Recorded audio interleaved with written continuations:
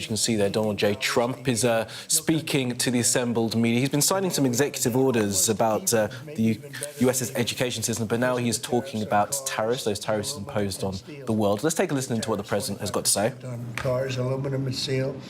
There's a rush to build new steel plants, a rush to build new aluminum plants, and a biggest rush I've ever seen, that we've ever seen, to build car plants. We have like 11 of them or something, big ones, where you guys maybe work. Maybe you won't want to work, you'll do something else instead of that. But if you like cars, you'd like to work at one of these plants, the biggest plants in the world. 3 of them have left Mexico before construction started, 1 of them during construction, and they're coming to this country. They're coming back. Don't forget, and we get along great with Mexico, but Mexico took 32% of our car building business. So it's amazing what's happened. Remember this number, anywhere from $3 to $5 billion a day. That's not $1 million, that's $1 billion a day. Nobody can even imagine it. And that's what we were losing. And, you know, hence we have $36 trillion in debt and everything else. And in the end, I think what's going to happen is we're going to have great deals. And by the way, if we don't have a deal with a company or a country, we're going to set the tariff. We just set the tariff. It's something that we think that will happen, I'd say, over the next couple of weeks. Wouldn't you say? I think so. Over the next 2-3 weeks. We'll be setting the number, and we're going to pick, could be for China too, could be for China. We're dealing with almost all of them. Too many to fully deal with, but we're going to be fair to them. But we're dealing with a lot of countries right now, and could be with China, but maybe we'll make a special, a deal, and we'll see what it will be. Right now it's 145%. That's very high. It got there because of the fentanyl. They're sending massive amounts of fentanyl into our country and killing a lot of people, probably 200,000 plus a year, wiping them out. You probably all have friends who were killed, somebody was killed in your family or your friends with fentanyl, and somehow it's made almost exclusively in China. And as you know, we essentially taxed them 10 and then another 10. We also taxed Mexico 25, and we taxed Canada 25. And that's the kind of money, that's what's pouring into our country right now. And it's gotten us down from losing $3 to $5 billion a day to actually making money, but breaking even, let's say, but we're going to make a lot of money. And that money is going to be used to reduce taxes. We're going to get big, big tax breaks. We're going to, there was a time, I said it this morning, I think some of you were there was a time from 1870 to 1913, it was a long time ago, we were an all-tariff nation. Foreign nations paid taxes. They paid money to us in the form of tariffs. And that was when we were the wealthiest. We were the wealthiest proportionately that we ever were. And they formed committees in 1887 in particular, but they formed committees to determine what we should do with all the money. We had so much money, you guys would have loved it. We had so much money, they didn't know what to do with it. We gave it away to different causes, and you haven't seen that too much anymore, although we give plenty away, but now we shouldn't be giving it away. We have to take care of ourselves first, right? Absolutely. But we were very wealthy, and proportionately the wealthiest we ever were. We built the Panama Canal. Jimmy Carter gave that away for $1, by the way. One of the most profitable things ever built, the Panama Canal. We gave it away for $1 to Panama. Why? I don't know. Nobody knows, but that's what we had. We had people like that sitting behind this desk. And that shouldn't have happened. Panama Canal, it was the most expensive thing ever built by our country in history. I'm talking relative dollars. We've never built anything so expensive. I think it was the equivalent of $1.7 billion. And we've never built anything like that. We built a lot of things, but never so expensive. Then we started building other things. We had a lot of money to do it, all based on foreign countries coming in and paying us tariffs. And we're doing that again, and I think we're going to make so much that we're going to be able to reduce taxes in this country by a lot. And we're also going to treat those countries very fairly. But if we don't make a deal, which is possible, we're going to just set the price. Because you remember, they have to come in, they want to come in here, and they want to do business with the United States. So we want to set a fair price, and we'll do that. We're going to be very fair, but we'll set a fair price. And then they can make a determination as to whether or not they want to do business with the United States. And I think most of them will. And I think we're going to treat them very fairly. Were you worried about what the 145% tariffs were doing to small businesses here in the U.S.? Is that why you're bringing it down? No. I haven't brought it down. I haven't brought it still 145. I haven't brought it down. I said it's a high tariff. It is a high tariff, but I haven't brought it down. It basically means China's not doing any business with us, essentially, because it's a very high number. So when you add that to the price of a product, a lot of those products aren't going to sell. But China's not doing any business. They were doing $1.1 trillion. Think of that, $1.1 trillion. You know what that is? And it was just very unfair to us. And we were doing very little, relatively very little with them. It was very one-sided. But we get along. I get along very well with President Xi, and I hope we can make a deal. Otherwise, we'll set a price, and hopefully they'll come here and they'll contribute. And if they don't, that's okay. So on your trip to Rome, there's a lot of leaders attending the Pope's funeral who also said they'd like to meet with you while you're there. Do you have any meetings set up? Or are you Yes, I do. I have a lot of meetings set up. I don't know if I can do it. Do you want to help me out, fellas? I got a lot of meetings. I got every leader in the world, which tells you that we have a good product. It's called the United States of America, and it's great. And these people know about it better than anybody in this room. But we have a great place, and it should be a lot greater. And that's what we're going to do. We're going to make it greater than ever before. It's very simple. Who are you going to be meeting with, President Zelensky? Well, I have a lot of meetings set up, yeah. And are you bringing anyone with you in the U.S. delegation to the funeral, like Secretary Rubio or a former president? We have a couple of people coming. We'll announce it probably this evening or tomorrow. First Lady's going, and some people are coming with me from staff. But we'll have a number of people going. I'm sure it's going to be a beautiful ceremony. Okay? So I had one on Ukraine, but I wanted to ask you one about veterans since they are here today, and thank you for your service and sacrifice. I wanted to ask you about the cuts that have been made, including with the VA. Can you assure that veterans like these men here, those that have been suffering from mental health issues or burn pits, for example, will be taken care of? Yeah, very much so. In fact, they will tell you it's been better with me than any president in history. We had a 92% approval rating, which is unheard of, up 50 points from the previous administration in my first 4 years, and we're doing better now. And in fact, now they have something, the call-in doctor stuff, where it's really become, modernized and great. We don't have to go and travel sometimes long distances to get to a clinic or get to the VA. And I just heard this morning, I was listening to Doug Collins, who's the secretary. He was being interviewed, and the numbers are incredible. The approval ratings are the highest I've never heard numbers like this. It's better than the first 4 years. So no, there's no group of people more important than the people in this room. And I am not talking about the media. I'm talking about these people right here. There's no group, and they're going to be taken really well care of. That's very important to me. And on the war in Ukraine, are you going to be meeting with President Zelensky? He's asked to meet with you this weekend. Will you be meeting with him? I don't know. I don't know that he's going to the funeral or not, but I just hope he gets this thing solved, because we're losing about, think of this, 5,000. I was saying 2,500, and everyone was telling me that's low. 5,000 soldiers are being killed every week. Approximately. Think of that. Every week, 5,000 soldiers, but let's say from 3,000 to 5,000 are being killed. They're Russian and Ukrainian. They're not Americans, but they're Russian, but they're people. And they're humans. They're human beings. They have families. They wave goodbye to their son, and then they get a call that the son's no longer there. It's a vicious war. And if I can help solve it, we're not losing our soldiers, but we're losing soldiers, a lot of people. And if I can solve it because of a certain ability, that would be great. And if it doesn't happen, I will say that I think Russia is ready. And a lot of people said Russia wanted to go for the whole thing.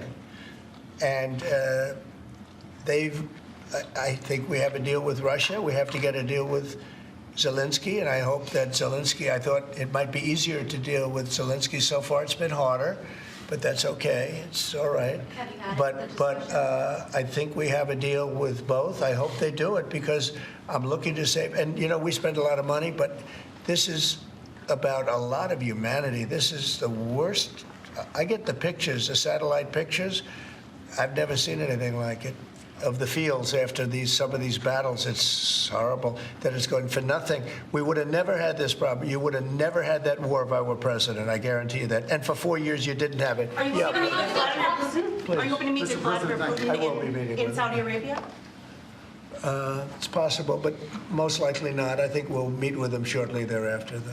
What is Mr. Witkoff going to present to the Federal Reserve Chairman Jerome Powell, during the Biden administration in the campaign, with inflation raging, he lowered interest rates 2 times. That's right. Now, with 2 consecutive months of inflation being down, all economic theory you learned in the 8th grade says it's time to cut rates when inflation is down. You're right. He's not done that.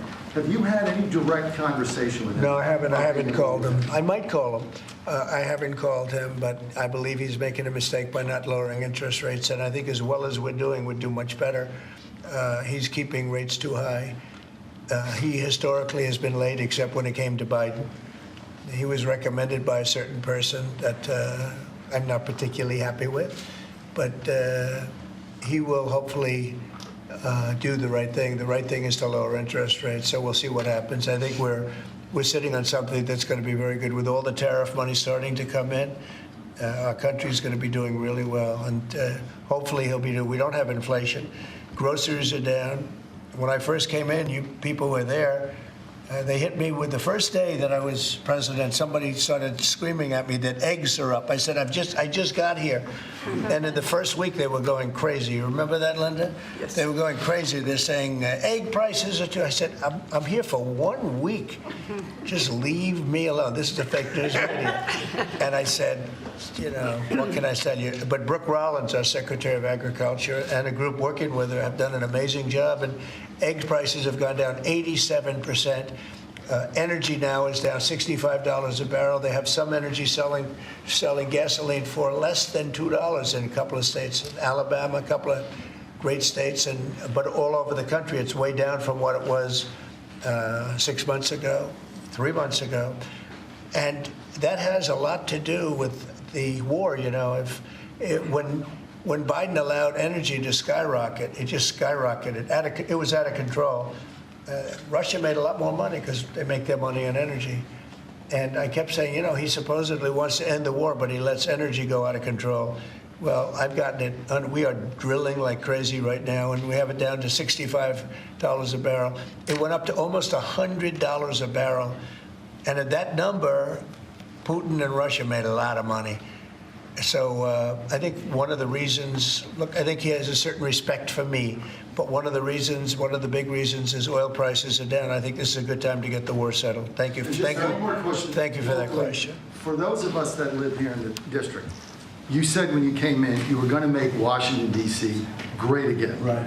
One of the issues we've got right now is we understand there might be an imminent deal between the owner of the Washington football team, whatever you want to call them now, Commanders, and locally in getting the Redskins back to D.C. and RFK Stadium. That's on federal property. Right. Are you going to be involved in that negotiation? Yeah. And would one of the stipulations be they change their name back to... Well, we're going to just step away from the Oval Office for a moment as they're talking about the local football team there in D.C. President Trump once again making the point that he does want to bring this war to a close. He says he thinks that he's got a deal with Russia, and he's going to have to get a deal with Zelensky, he says. All right, let's bring in Kevin and Annabelle now, who have been sitting here alongside us, watching that as well. I'm not going to get you to break down what we've heard from the president, but we will look at the papers and the story of substance, I think, is on the front of the Telegraph and on others talked about by Trump there,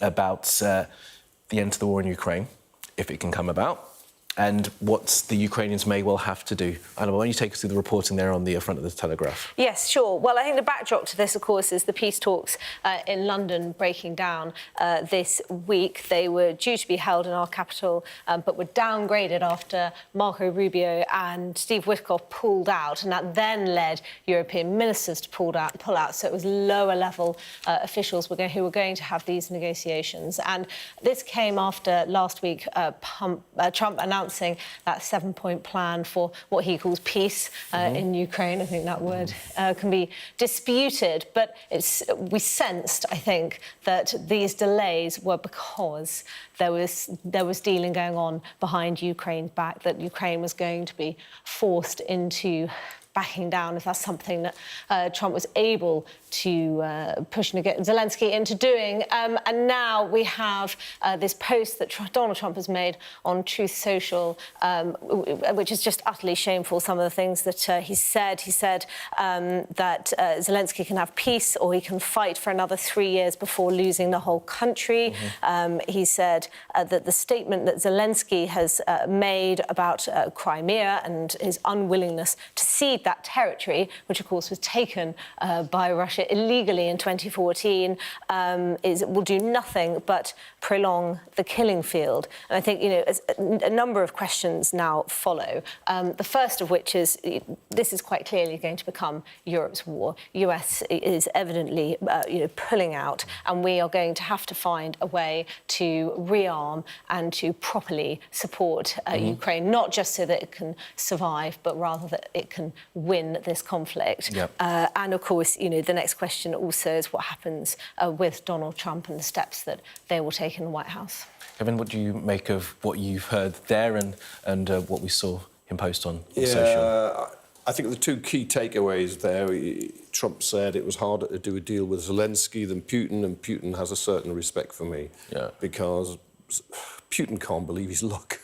Who is now the US president, he must be breaking open the vodka and toasting Trump, because he's basically saying to Ukraine, you've got to surrender.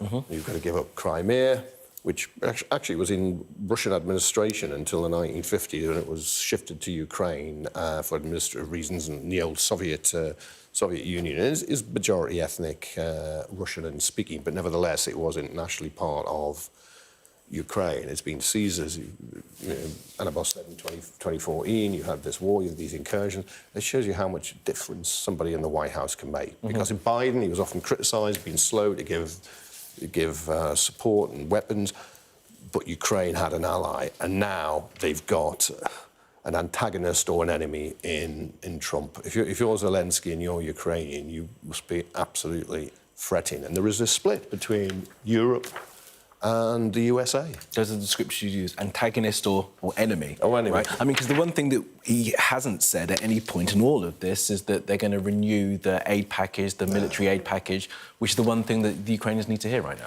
Right, and I think one thing we need to consider is the domestic pressure which is now being placed on Trump, and which he is in some ways feeding. If you look at what happened to polling of Americans when it comes to their support for providing those packages to Ukraine, it absolutely plummeted after Donald Trump entered the White House. And now they are adding to that pressure on the US president to withdraw support from Ukraine, regardless of the consequences, to focus on that Indo-Pacific tilt that Donald Trump promised before he came into the White House. Yeah. But it will be an absolute disaster, of course, for Ukraine. And it would also, go against a consensus that we've had since World War II, that aggressors do not benefit, and gain when they violate other countries' sovereign territory, when they invade other countries. They shouldn't be able to gain from it. Yep. And as I say, that's been the consensus. Should we overlook Vietnam and what America did?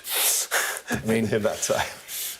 we're not going to litigate that now. Iraq and Afghanistan. Yes, but anyway, But talking about tearing up consensuses after World War II, let's move on to the Financial Times if we can, because Rachel Reeves is there in the US and she is trying to get this trade deal done. I mean, you talked a little bit about tariffs. I think we heard a little bit of talk about tariffs there. It seems as if there may be some more rowing back on some of these tariffs now that they're in place. I mean, the real truth is, Kevin, I don't really know where we are with these tariffs, right? Does he? Well, that's it. Does he have any strategy? I find watching that absolutely hypnotic. I'm entranced.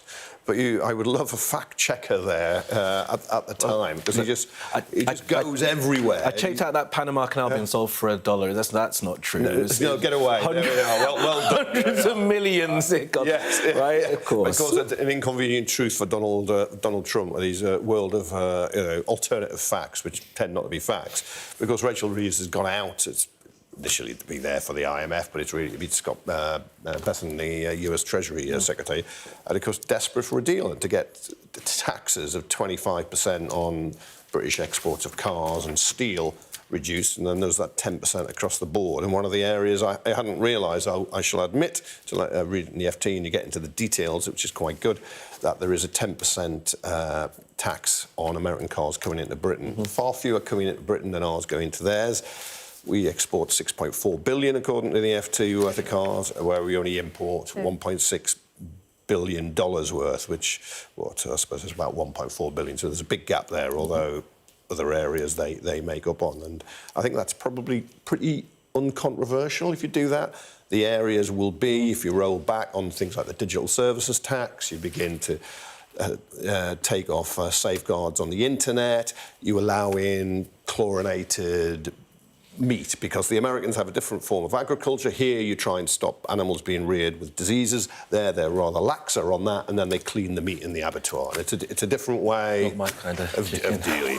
Would have had. But I mean, Annabelle, we don't have loads of time, but I find it fascinating that in the first part of this, Rachel Reeves is keen to point out through the FT that any deal would not dilute the food standards or the car standards. So look, that's obviously where the tension is, isn't it, right? Well, British people care enormously about this issue of chlorinated chicken. It's just not something that they are willing to countenance, and it seems as though it could mean a trade deal which would be worth a lot of money, be a very important contribution to UK GDP at a time when our growth forecast has just been downgraded. But nevertheless, it will not perhaps get over the line if we are unable to adhere to our existing food safety standards. But I do think on the Trump point, it's interesting because how much is he going to back down from his position already, and is Reeves really going to be able to secure a deal, and what a prize that would be for the Chancellor? It certainly would. We'll see where Donald Trump ends up landing on all of this in the next days and weeks. All right, Kevin, Annabelle, thanks very much. More time in the next hour, I promise. We'll have Donald Trump coming up next. All right, well, coming up next, Sky News at 11, we'll have more on the situation in Ukraine as the American president says a peace deal is very close, but accuses Zelensky of prolonging the killing.